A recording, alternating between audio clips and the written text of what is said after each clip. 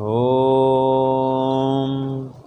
भूर्भुवः स्वः तत्सवितुर्वरेण्यं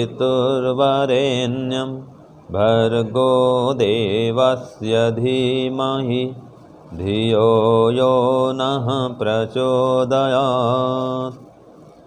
हे ईश्वर, हम यह पठन पाठन आपको प्राप्त करने और कराने के लिए साधन के रूप में करने जा रहे हैं।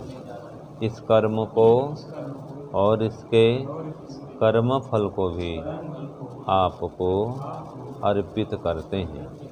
ओम शांति शांति शांति।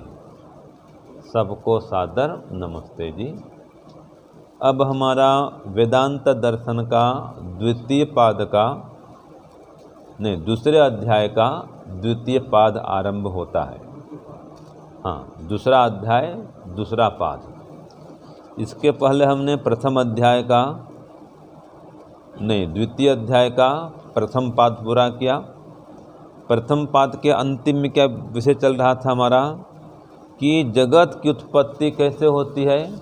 तो जगत की उत्पत्ति परमात्मा के द्वारा उपादान प्रकृति को लेकर के होती है। वो भी जीवात्माओं के कर्मों के कारण से जीवात्माओं को कर्मफल देने के लिए होती है। ठीक है, बिना प्रकृति के परमात्मा जगत नहीं बना सकता। तो ये तीनों चाहिए, ईश्वर, जीव और प्रकृति। और फिर जीवात्माओं के कर्म भी चाहिए। अगर कर्म नहीं हो तो क्या फल देगा वो। तो ये विषय पहले पढ़े थे। तो अब ये तो ठीक है कि परमात्मा जो है बिना प्रकृति के जगत नहीं बना सकता। तो आगे प्रश्न आ रहा है, तो क्या प्रकृति स्वयं स्वतंत्र रूप से जगत रचना कर सकती है? यह दूसरा पाद में शुरू हो रहा है। तो रचना अनुपपत्तिश्च न अनुमानम, ये सूत्र है। बोलिए, सूत्र बोलिए। रचना अनुपपत्तिश्च न अनुमानम। तो इसका क्या प्रश्न बनेगा कि क्या प्रकृति स्वयं, हाँ लिखिए, प्रश्न 1 लिखिए, सूत्र 1 प्रश्न 1, क्या प्रकृति स्वयं स्वतंत्र रूप से जगत रचना कर सकती है? क्या प्रकृति स्वयं स्वतंत्र रूप से जगत रचना कर सकती है? यह प्रश्न हुआ। तो इसका ही उत्तर है सूत्र में कि रचना अनुपपत्तिश्च न अनुमानम। तो ये क्या कह रहा है? अब हिंदी में लिखिए। सूत्रार्थ 1 उत्तर 1 लिखिए। प्रकृति स्वयं स्वतंत्र रूप से जगत रचना नहीं कर सकती,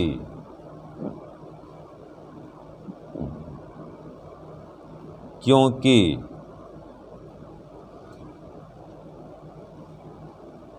जड़ वस्तु के द्वारा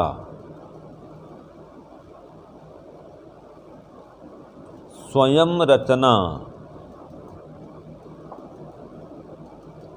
असंभव होने से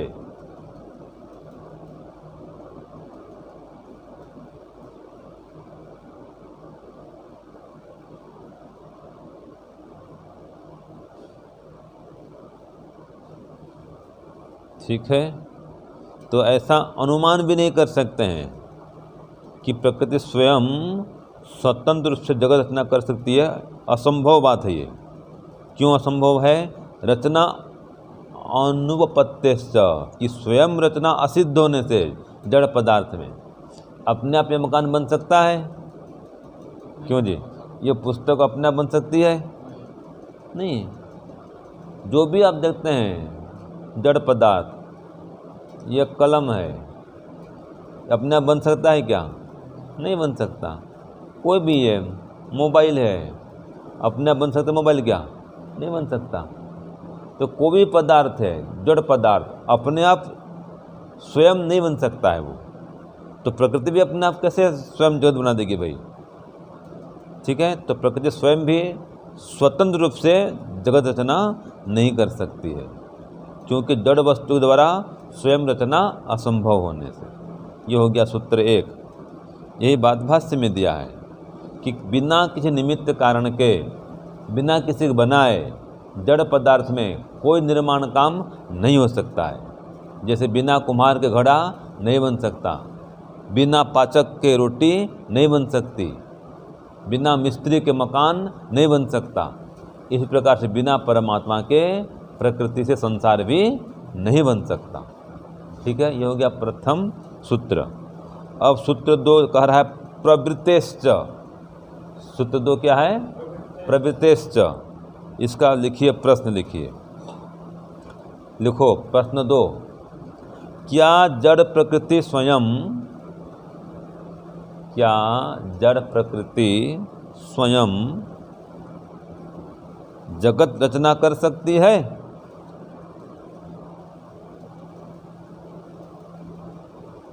कोई भिन्न हेतु देकर सिद्ध करो, कोई भिन्न हेतु देकर सिद्ध करो। मैंने नया हेतु कोई और लाओ कह रहा है ये, क्योंकि पहले तो बोल दिया कि जड़ वस्तु से अपने आप को निर्माण काम नहीं हो सकता, कोई रचना अपने आप जड़ वस्तु से नहीं हो सकती, असंभव है। तो फिर प्रश्न कर रहा है क्या जड़ प्रकृति स्वयं जगत बना सकती है? तो किसमें और कोई हेतु लाओ।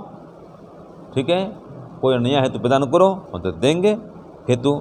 ये हेतु यही है, प्रवृत्ति, ये हेतु है। तो क्या प्रवृत्ति है? लिखो हिंदी में उत्तर। अब ये क्या कह रहा है, हिंदी में उत्तर लिखिए। तो सूत्रार्थ 2 लिखिए, चेतन में ही ज्ञान पूर्वक प्रवृत्ति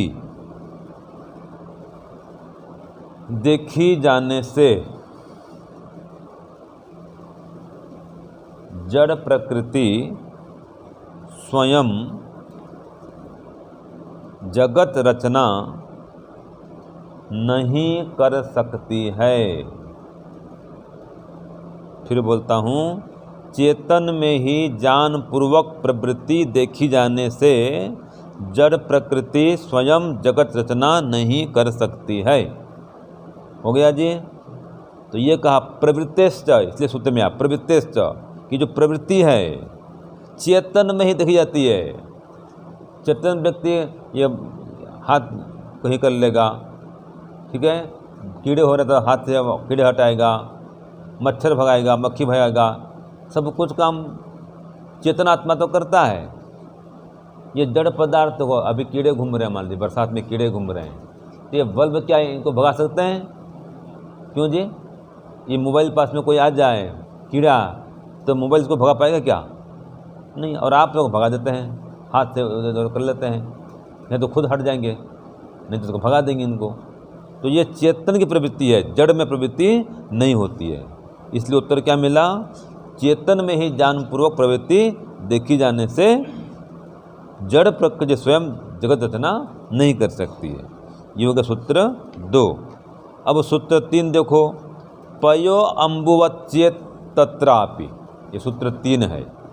इसका प्रश्न क्या बनेगा, लिखिए, दूध और जल के समान।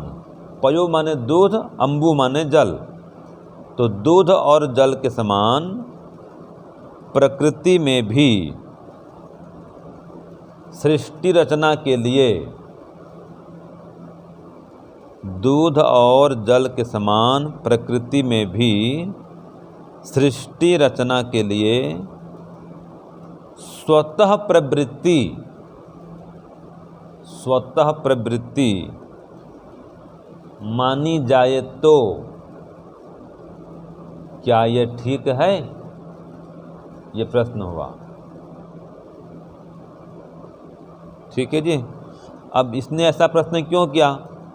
क्योंकि सूत्र 2 में क्या पढ़े थे हम कि चेतन में ही ज्ञान पूर्वक प्रवृत्ति देखी जाती है, जड़ में नहीं पाई जाती है। इसने कहा नहीं नहीं, देखो दूध और जल में तो होती है प्रवृत्ति।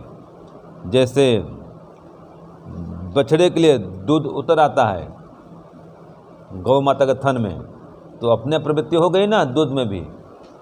ये पूर्वपक्षी कह रहा है, ठीक है जी, कि देखो दूध में तो प्रवृत्ति होती है जबकि जड़ पदार्थ है। तो ऐसे ही जो जड़ प्रकृति है, यहाँ प्रवृत्ति हो जाए, प्रवृत्ति माने क्रिया हो जाए, ठीक है जी।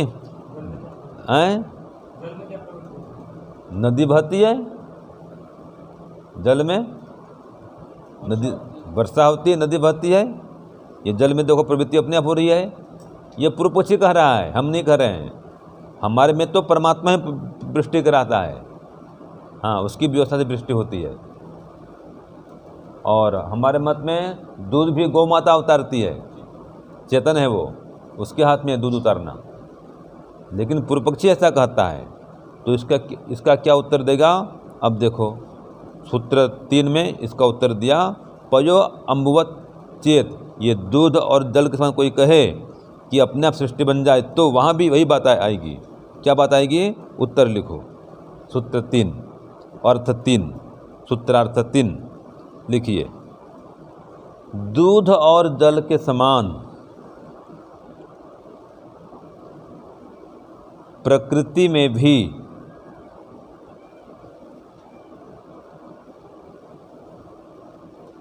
सृष्टि रचना के लिए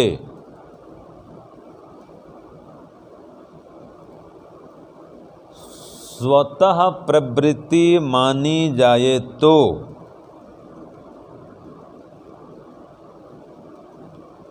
ठीक नहीं है। माने जो प्रश्न था वही लिख के उत्तर में आएगा, ठीक नहीं है। क्योंकि लिखो, क्यों ठीक नहीं लिखो, क्योंकि वहाँ भी चेतन के बिना, देखो बात आ गई ना, क्योंकि वहाँ भी चेतन के बिना स्वतः प्रवृत्ति नहीं होती है। क्योंकि वहाँ भी चेतन के बिना स्वतः प्रवृत्ति नहीं होती है।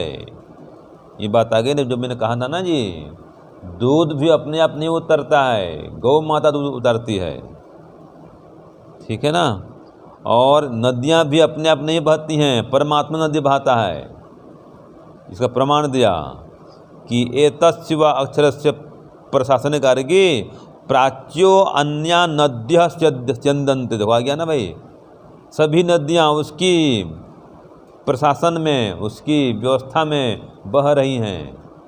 तो नदी को बहाने वाला परमात्मा है, याद रखिए।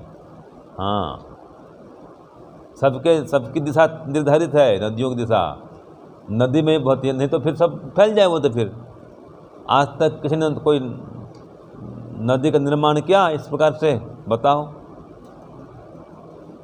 आप नाला बनाते, नाला जी, हर नगर में नाला का होता निर्माण, क्या बोलते उसको? गटर का पानी, सीवर बोलते हैं। तो बनाना पड़ता है उसको। और इतनी नदियां भारत भर में फैली हुई हैं, कोई बनाया उसको? और किसी गांव में नहीं घुसती हैं। देखो है कि नगर बीच में होते हुए भी उनका लाइन अलग होता है। किसी नगर में घुसेंगे तो भी वो बस्ती से अलग, नदी का रास्ता अलग होता है। नदी में अपने रास्ते में जो बहती है वो, तो उसका प्रवर्तक करने वाला, बहाने वाला परमात्मा है। इसलिए नदियाँ भी और ये दूध भी अपने आप नहीं बहती हैं, इनको बहाने वाला कोई चेतन है। नदी को परमात्मा बहाता है और दूध को गौ माता स्वयं उतारती है अपने स्तन में, ठीक है। ये हो गया सूत्र 3। अब सूत्र 4 लिखिए, अंतिम मास का सूत्र है ये। सूत्र 4 क्या कह रहा है? व्यतिरेक अनवस्थितिश्च अनपेक्षत्वात्। तो इसका प्रश्न लिखिए पहले, क्या कह रहा है सूत्र? प्रश्न 4, सूत्र 4 का लिखिए ये। प्रकृति स्वतंत्र रूप से जगत का कारण क्यों नहीं है? फिर वही बात आ गई कि प्रकृति स्वतंत्र रूप से जगत का कारण क्यों नहीं है, ठीक है। प्रकृति स्वतंत्र रूप से जगत का कारण क्यों नहीं है? बहुत अच्छा पैसा चल रहा है, देखो ये। तो उत्तर लिखो, सूत्र 4, सूत्रार्थ 4 लिखिए। प्रकृति के अपने स्वरूप में, प्रकृति के अपने स्वरूप में न लौटने से, प्रकृति के अपने स्वरूप में न लौटने से ईश्वर के बिना प्रकृति में प्रवृत्ति न होने से,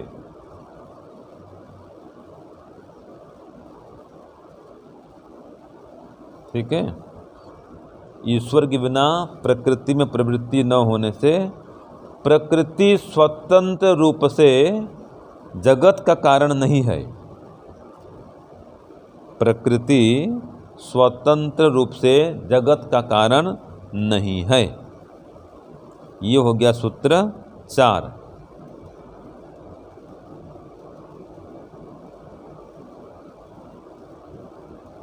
तो देखो, प्रकृति अपने स्वरूप में अपने आप नहीं लौटती है भाई, ठीक है। और इस प्रकार से परमात्मा के बिना प्रकृति में कोई प्रवृत्ति भी नहीं होती है, इसलिए प्रकृति स्वतंत्र रूप से कारण नहीं है, अधीन है परमात्मा के। वो परमात्मा को आप वापस लाता है अपने स्वरूप में। संसार बन गया अभी, अब संसार तो ये स्थूल जगत है, इसको फिर कारण जगत में कौन लाता है? परमात्मा लाता है। अपने आप प्रलय नहीं होता, याद रखिए, परमात्मा प्रलय करता है, ठीक है। और फिर उसके बाद में निर्माण भी अपने आप नहीं होता है, परमात्मा ही निर्माण करता है। तो जगत बनाना, जगत का नाश करना, ये स्वतः संभव नहीं है बिना परमात्मा के। तो इसलिए प्रकृति में ये सामर्थ्य नहीं है कि वो स्वतंत्र रूप से जगत का कारण बन जाए, इसलिए वो कारण नहीं है स्वतंत्र रूप से। परमात्मा के अधीन तो कारण है।